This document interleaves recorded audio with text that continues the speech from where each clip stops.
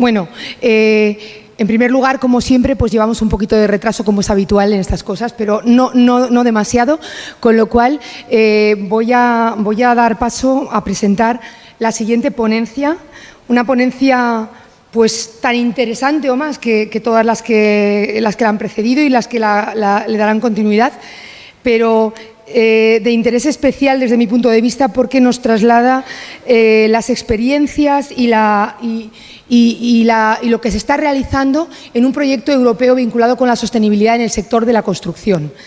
Queremos agradecer, aunque creo que no me escucha, pero ya me oirá posteriormente o se lo trasladarán, a Dolores Huerta, arquitecta por la Universidad Politécnica de Madrid, con una amplia formación adicional y, sobre todo, desde diciembre de 2020, directora general del Green Building Council España, cargo que comparte con Bruno Sauer, director general desde 2015.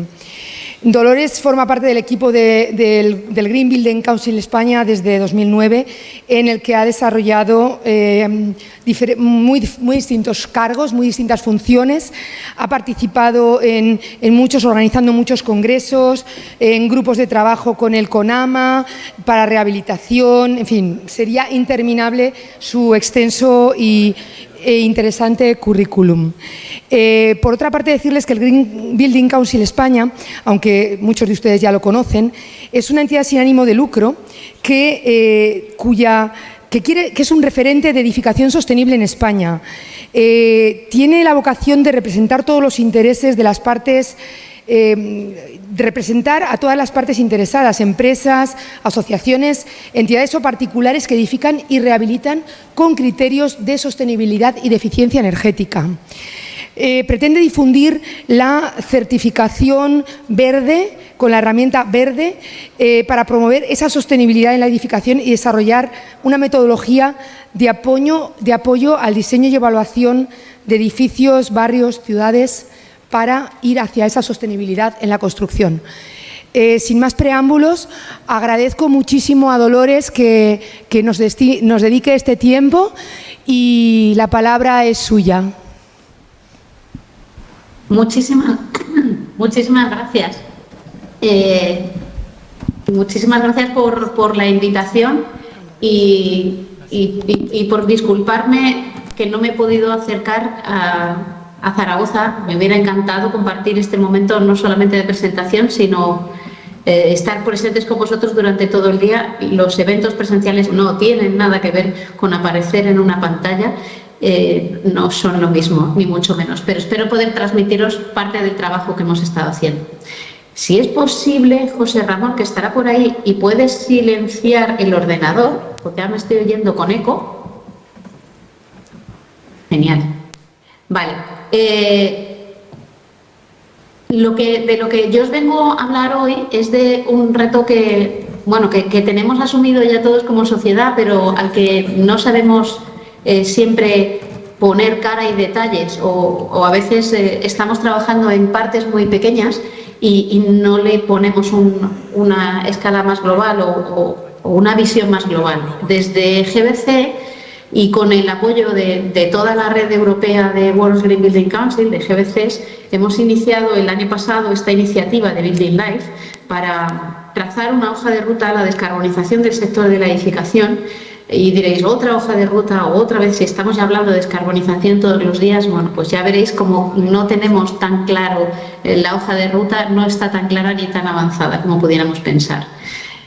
Como decía, la apuesta por la sostenibilidad, sobre todo a nivel europeo, ya no es una apuesta ni una reivindicación social, es un compromiso escrito en una ley que obliga a los Estados miembros a alcanzar la neutralidad climática en 2050. Y que adelanta los objetivos a 2030 para reducir el 55% las emisiones de CO2. Esto hace que todos vayamos a vivir en una especie de euforia o de sacudida a nuestra manera de vivir, a nuestra manera de trabajar, porque un cambio tan importante no se hace con barnices, no se hace con medias tintas. Y lo vamos a empezar, o lo estamos empezando a ver en el sector de la edificación, en ese paquete medidas que anunció la Comisión Europea o que puso en marcha el verano pasado, que se llama Fit for 55, y que incluye la revisión para hacer más estricta de la Directiva de Renovables, de la Directiva de Eficiencia Energética, y como novedades que nos afectan más, la edificación, por ejemplo, va a formar parte del comercio de derechos de emisión, junto con la movilidad. Siempre hemos sido lo que llaman un sector difuso, porque genera emisiones en sitios muy dispersos del territorio y es muy difícil de medir, cuantificar y reducir. Entonces, hasta ahora los comercios de derechos de emisión estaban para las grandes industrias, las energéticas, las minas, las térmicas de carbón, incluso las grandes fabricantes que puntualmente y de manera muy localizada podían medir esas emisiones y entrar en ese comercio de derechos de emisión. Bueno, pues una de las novedades es que la movilidad y la edificación con normas propias entrarán. Y la Directiva de Eficiencia Energética de los edificios, esa que definió el edificio de consumo de energía casi nula y que avanza el edificio cero emisiones, está en borrador de fase de aprobación. Cuando hablamos de descarbonizar la edificación, casi todo lo que hemos hecho y hemos hablado durante muchísimo tiempo, no en el ámbito académico, en el que hay estudios avanzadísimos en todo, pero lo que se está haciendo tanto en políticas como en el mercado es descarbonizar el uso de la energía, ese carbono operativo que se produce, o esas emisiones que se producen cuando encendemos y apagamos la calefacción, la luz, el frigorífico o cualquier otra cosa durante la fase de vida útil. Evidentemente, la climatización, agua caliente, o sea, la climatización y el agua caliente sanitaria consumen la mayoría o son responsables de la mayoría de esas emisiones. Pero, ¿qué pasa con el resto de fases de uso de vida útil? ¿Cómo estamos haciendo la reducción drástica de las emisiones en la fase de construcción o en la fase de fin de vida o en la fase de uso en otras operaciones como el mantenimiento, reparación, sustitución o incluso la rehabilitación? Pues si nos fijamos en este ciclo de vida, este es un gráfico que habla de cómo son nuestros edificios de energía casi nula, eso que ya tenemos en la calle y en el mercado, ¿no? Los edificios que tienen que cumplir el código técnico de hoy. Como les pedimos una alta eficiencia energética, altísima, bueno, altísima, siempre se puede más, pero alta, lo que tienen es muchos más materiales, mucha más tecnología y una huella de carbono antes de que empecemos a hacer el uso del edificio mucho más alta en comparación con lo que tenía un edificio antiguo que contaminaba sobre todo en su fase de uso y que todavía los tenemos en la calle, casi todos vivimos en ello. Hasta el 50% de la energía puede ser por el uso, o sea, de las emisiones pueden ser por el uso, pero el resto de las emisiones están en zonas más grises, en lo que llamamos el carbono embebido, y no siempre está presente en nuestra manera de construir o en nuestra manera de rehabilitar o en las estrategias y en nuestro código técnico reglamentario, ¿no? El dato con el que empezábamos este análisis en Building Life era que el 28% de las emisiones globales proceden del carbono operativo y un 11% de las emisiones globales estamos hablando no del sector, sino globales, del mundo mundial, son debidas al carbono embebido. Y en este 11% de emisiones apenas hay trabajos más allá de los puramente académicos o de las iniciativas super top o super punteras dentro de la edificación. En todo caso, si esto lo queremos escalar a un problema social, que queremos descarbonizar toda la sociedad, no solo los top, no solo los proyectos piloto, estamos muy lejos, porque ni siquiera el mercado está hablando de estas emisiones. Este era un gráfico que hacíamos de escenario porque decimos, bueno, a lo mejor no son tantas emisiones. Vamos a calcular cuántas emisiones son debidas en los próximos años al carbono operativo, ese que estamos quitando cada vez que rehabilitamos un edificio y le hacemos más eficiente, o que cambiamos una caldera de gas por una de aerothermia, etcétera, etcétera. Bueno, está por ver. Pero bueno, todas estas cosas. Y vamos a ver cuántas están embebidas en otras fases que no estamos mirando. ¿Vale? Y la sorpresa, esta es una gráfica de los planes de crecimiento del sector en los próximos años, que viene de la hoja de ruta de rehabilitación a largo plazo, ¿vale? Las franjas naranjas corresponden a edificios cuanto más oscuras, más antiguos, y cómo van pasando a verdes según se va a ir rehabilitando, porque tenemos una estrategia ambiciosa de rehabilitación en los próximos años que ya está en marcha, ¿no? Y las franjas verdes son los edificios que se han construido en los últimos años y que seguramente no se rehabilitarán, obviamente, hasta antes del 2050, y los nuevos que se vayan construyendo. Pues con estos datos encima de la mesa hacíamos el cálculo de dónde están las emisiones. Las amarillas son del carbono operativo, las azules del carbono embebido. Hay dos escenarios que no me detengo mucho en los cambios. Uno recoge escenarios más positivos de evolución del mercado, pero si os dais cuenta no hay una estrategia o una línea clara de descarbonización de esta mancha azul del carbono operativo. Sí la hay, no está conseguida, es una estrategia y se tiene que poner en marcha y se tiene que implementar para reducir el carbono operativo, que es sobre todo la rehabilitación energética de edificios y viviendas. Y si vemos con un poquito más de detalle dónde están, pues ese 29% de carbono operativo, o sea, embebido, está en lo que vamos a construir en los próximos años. Y el 23% del operativo está en lo que no vamos a rehabilitar en los próximos años. Parecen conclusiones de perogrullo, pero nos hacen pensar que igual tendríamos que ser un poco más ambiciosos en esta parte y llegar a rehabilitar más, y más de esas 7 millones de viviendas que están previstas, algo más de 7 millones de viviendas que están previstas en la estrategia nacional, y tenemos que cambiar el enfoque o la mirada de la construcción de la nueva vivienda, porque serán menos que el grueso de nuestros 25 millones de inmuebles, pero tienen un peso muy, muy importante por esa capacidad. Bueno, en Building Life lo que hemos hecho ha sido una acción coordinada de 10 países en los que hay un GDC para movilizar al mercado y para poner en marcha foros de debate y generar vías de desarrollo para esa descarbonización, teniendo en cuenta una visión más global de todo el ciclo de vida de los edificios, no solamente del carbono operativo, sino de todo el ciclo de vida. Esto lo que hace es además unirlo a otras estrategias que hoy estáis debatiendo ahí y que son fundamentales, como son las de la economía circular. La economía circular solo se desarrollará cuando abarquemos esa visión de ciclo de vida. Y también hemos hecho una hoja de ruta para la propia comunidad, para la propia Comisión Europea, que la va a hacer, la ha anunciado y la está haciendo ahora y la presentará en 2024. Nuestra intención era adelantarnos para poner encima de la mesa el conocimiento directo que tenemos por el contacto con el mercado, dónde está cada país, y sobre todo ir preparando los cambios que se avecinan, ir informando y ir calentando al mercado, digamos. Ya se han presentado hojas de ruta nacionales en United Kingdom, en Finlandia, en Polonia. Irlanda está a punto de presentarla y nosotros la presentamos en febrero, que no está aquí manchado, pero es lo que os voy a contar ahora brevemente.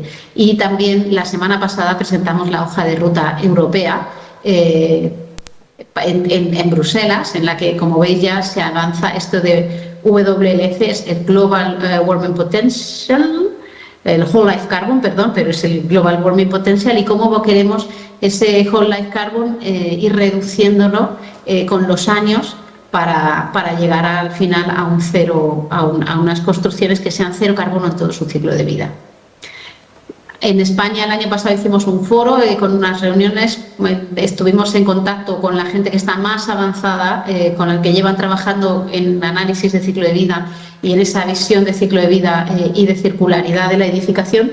Y bueno, el resultado fue una participación bastante intensa, de gente muy motivada, eso es maravilloso, hasta 247 entidades.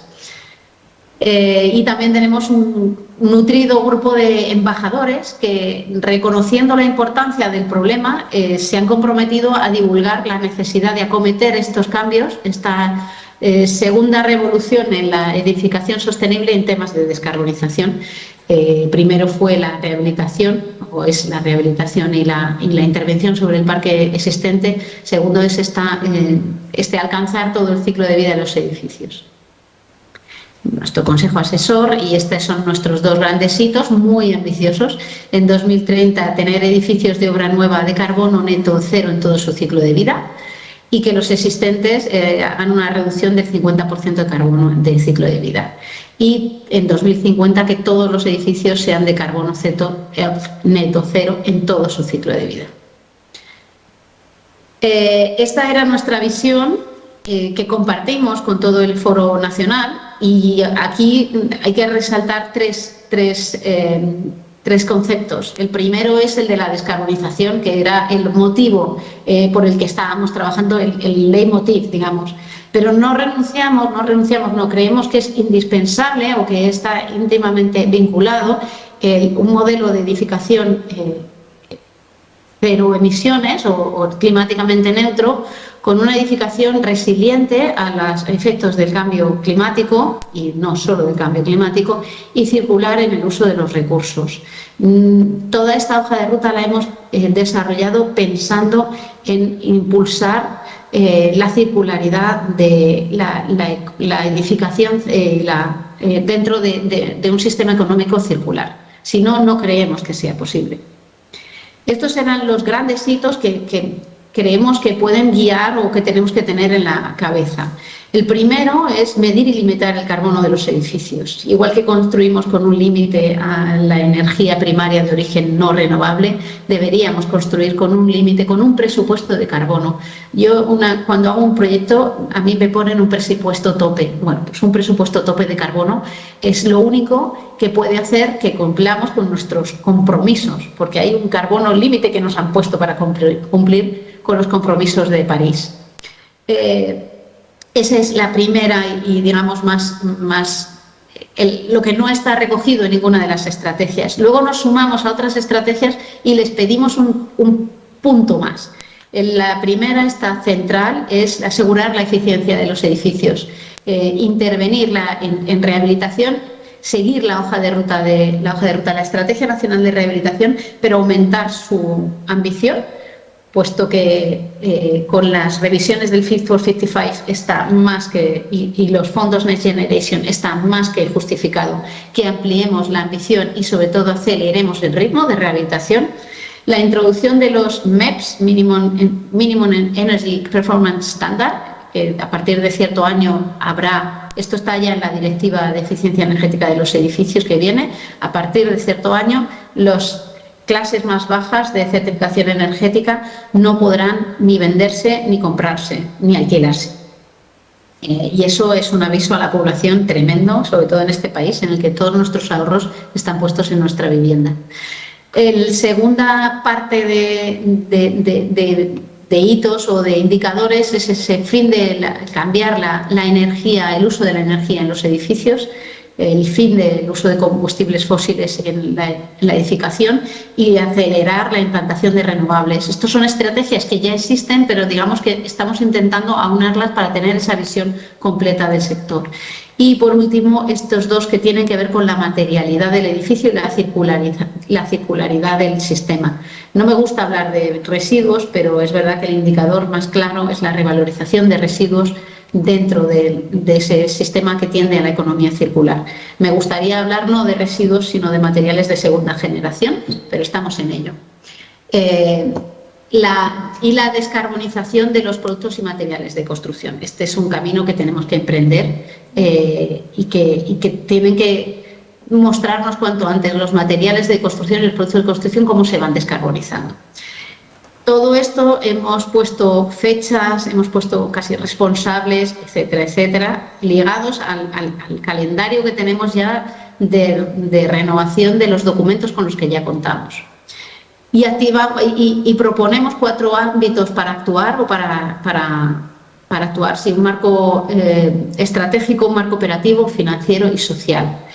En el marco estratégico, una clara definición de lo que es un edificio de carbono nulo en todo su ciclo de vida, una redefinición del marco estratégico y reglamentario para introducir esa limitación al carbono en los edificios en todo su ciclo de vida y activar la acción climática de todos los agentes. Esto no es solo una responsabilidad del Estado, del Gobierno, del Ministerio de Transición Energética o ecológica, ni del Ministerio de Transporte, Movilidad y Agenda Urbana. Es una tarea de todos. En el marco operativo hablábamos sobre todo de disponer de información rigurosa, abierta, para medir la descarbonización. Necesitamos una base de datos nacional ya, de datos ambientales, promover la transición del mercado hacia productos bajos en emisiones, facilitar el uso de herramientas digitales, aprovechar la digitalización para mejorar estos procesos de economía circular y de descarbonización y descarbonizar, por supuesto, el acondicionamiento de los edificios. En el marco financiero, asegurar que atraemos la inversión necesaria, promover desarrollos de financiación innovadores o adaptar el marco financiero para impulsar inversiones en torno a la descarbonización. Y por último, en el ámbito social, como no puede ser de otra manera, esta transición o es con el ciudadano o no será posible, porque estamos hablando de cambiar sus viviendas, sus edificios y esto afecta directamente a la vida de todos. Entonces, o promovemos la concienciación y la activación social en torno a esta visión sostenibilista y a la descarbonización de los edificios y de la sociedad en general, o tendremos a la población en contra, como está pasando en algunos países en Europa, con los chalecos amarillos en Francia, o como veremos en el futuro, muchas veces la gente se ve atacada en esta transición, se ve atacada en sus derechos y en su manera de vivir. Luego estos cambios tienen que trabajarse con el ciudadano. Y por último, capacitar y formar, y en esto la Universidad de Zaragoza, como todos los centros formativos, tiene una labor inmensa que hacer, porque las nuevas generaciones tienen que venir con esto en el ADN, tienen que masticar y tenerlo clarísimo y además formarse de manera técnica para dar respuesta al súper reto. En conclusión, nuestras conclusiones: afrontar el carbono de ciclo de vida, hacerlo con urgencia, aprovechar la inversión que tenemos en nuestro parque existente. Esta gráfica que tenéis aquí es muy significativa: el 11% en la primera barra de las viviendas darán acogida. La podéis ver más despacio, pero viene a decir que si queremos de verdad reducir, tendremos que construir menos nuevo, probablemente, y rehabilitar mucho más. La descarbonización es un reto, pero es una oportunidad para todos. Lo que quería yo, lo que nosotros queremos o podemos hacer es colaborar en el liderazgo del sector, como hemos hecho en otras ocasiones, es hacer propuestas y generar visiones, como esta hoja de ruta que os invito a todos a conocer con más detalle. Es generar herramientas que ayuden en esa transición, y trabajamos mucho en el entorno de la evaluación y la certificación de edificios sostenibles con Verde, con DGNB, y es hacer un análisis y seguimiento de la realidad que nos comprometemos a hacer para ver cómo se va transformando. Y por último, no me queda más que invitaros a uniros a Building Life, al reto de la descarbonización, a conocer en detalle esa hoja de ruta. Seguiremos lanzando documentos específicos para agentes específicos, próximamente para administraciones públicas, pero lo haremos también para fabricantes, para promotores constructores, para profesionales y para incluso la ciudadanía o el tercer sector. Y muchísimas gracias, espero que os sirva de acicate para trabajar en temas de investigación de I+D+I, que sepáis que es fundamental vuestro trabajo. Y que si alguna vez alguien nos dice que en qué estáis trabajando en el futuro de nuestra sociedad. Muchas gracias.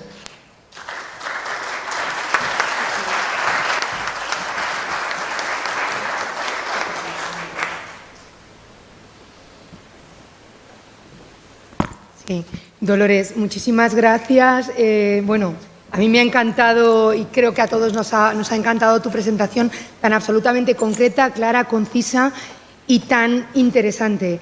Verdaderamente estáis haciendo un proyecto maravilloso, y creo que tengo alguna pregunta que me han facilitado, que alguien ha hecho, y si me las das, por favor. Sí. Un momentito. Si nos puedes atender unos minutos más, sé que tienes mucha...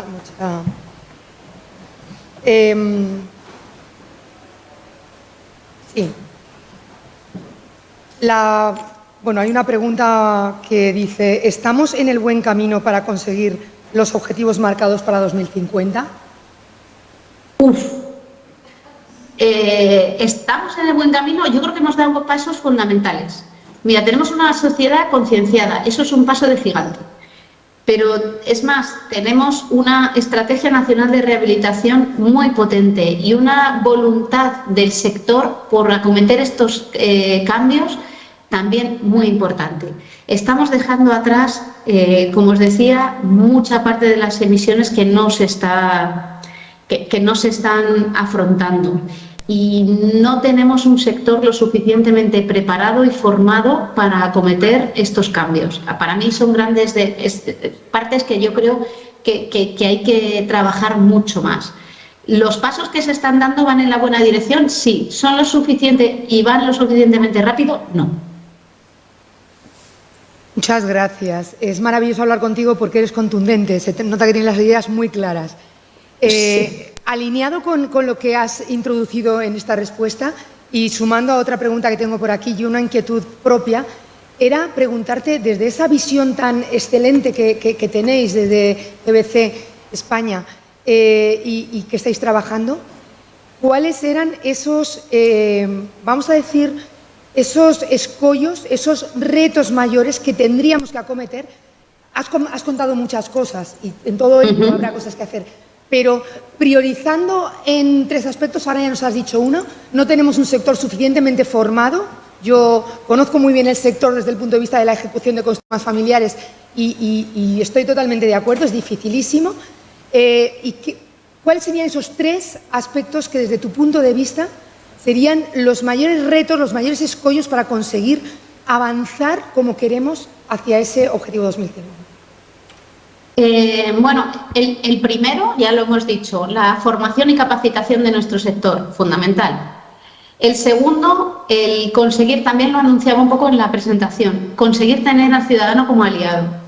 Creo que no es solamente para la edificación, para toda la transición ecológica. Si el ciudadano no está convencido, transitaremos al rechazo y a la cultura opuesta. Y eso es un freno mucho más grande que cualquier falta tecnológica. Y el tercero, te diría que ahora mismo es difícil, o sea, sé que va a sonar como que no me lo creo, que es la financiación, porque ahora hay mucho dinero, hay fondos europeos y nos creemos millonarios en temas de sostenibilidad porque es central, pero te diría que mantener este estado de vibración y de ganas de cambio financiado y con todos los recursos, más allá de los fondos Next Generation, es un reto mayúsculo. Entonces, tener la financiación sostenida en el tiempo y dinero también va a ser un reto importante. Por destacar 3, habrá muchos más escollos por el camino, pero yo creo que esos 3 son muy importantes que no debemos olvidar. Gracias, Dolores. Totalmente de acuerdo y además parece que estás en sintonía con lo que voy pensando porque me vas adelantando alguna otra pregunta y que me parece también crítica y que hemos mencionado pues, en el café que espero que en otra ocasión puedas compartir con nosotros. A la próxima me apunto. No dudes que te invitaremos porque da gusto escucharte y compartir contigo.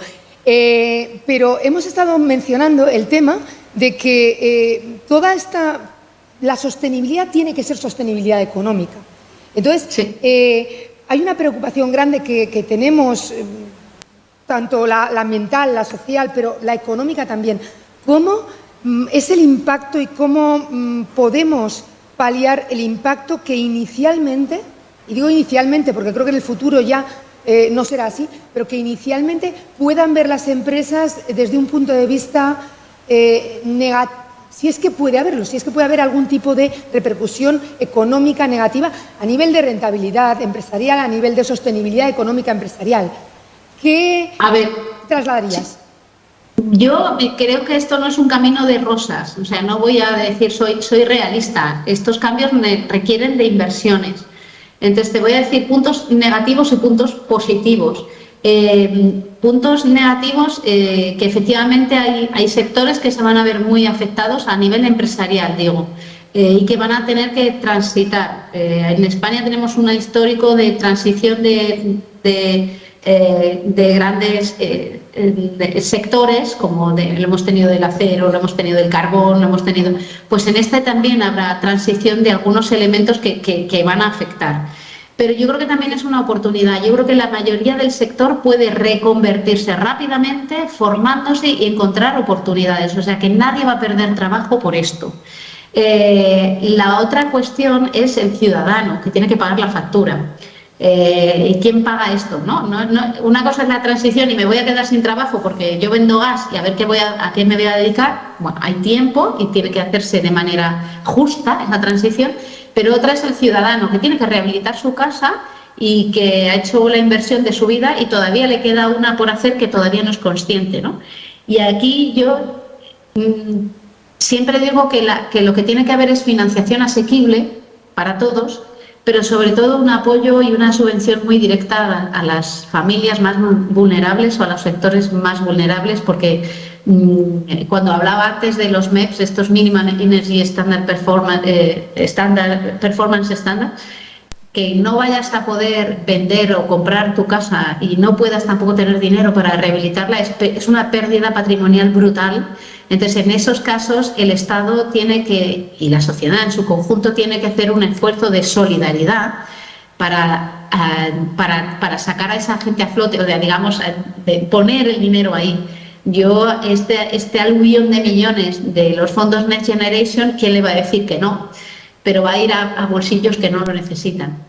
Y bueno, están bienvenidos, ¿eh? No claro. Me hago ni un duro, pero si quiere uno ser inteligente con el uso del dinero público, evidentemente tiene que priorizarse las familias vulnerables. Muy buenas claves, Dolores. Por último, para terminar, te hago una última pregunta. ¿Crees en todo lo que vosotros estáis haciendo seguimiento a nivel del resto de la Unión Europea, destacarías algún tipo de buena práctica que en algún otro país se esté produciendo y que creas que tengamos que sea muy prioritaria y que sea muy importante que podamos adoptar quizá en España? Bueno, buenas prácticas, ahí en Europa está plagada de buenas prácticas y de países pioneros. Todos los países del norte de Europa, Finlandia, Suecia, Islandia, Dinamarca, firmaron un acuerdo para instalar precisamente esta visión de ciclo de vida y de carbono de ciclo de vida en sus legislaciones, y ya tienen sus fechas previstas en las que Dinamarca ya lo hace, obliga a todos los edificios a medir su huella de carbono, su potencial de calentamiento global, y le ha puesto un techo. Para construir un edificio no puedes pasarte de, voy a decir la cifra mal, pero 500 kilos de CO2 por metro cuadrado ya en global, ¿no? Y eso está en el código técnico danés. Y además tienen previsto que que dentro de 3 años bajará un 20% y dentro de 3 años más bajará un 30%, y así lo tienen previsto. Ese tipo de legislación va directamente a cambiar de raíz la manera de construir. Eso unido a otras prácticas de circularidad también muy avanzadas. O sea que sí que hay muchos sitios donde aprender. Francia también tiene políticas bastante avanzadas, pero a veces malentendidas. Y yo creo que hay muchos sitios, de hecho hemos aprendido mucho en este trabajo conjunto, en este esfuerzo conjunto. Para hacer la hoja de ruta a nivel europeo, hicimos un grupo de trabajo con todos los responsables funcionarios que hacen los códigos técnicos de todos los países indicados, y hemos aprendido muchísimo, muchísimo del camino que han hecho, y están aprendiendo entre ellos mucho para no reinventar la rueda cada vez. Exactamente.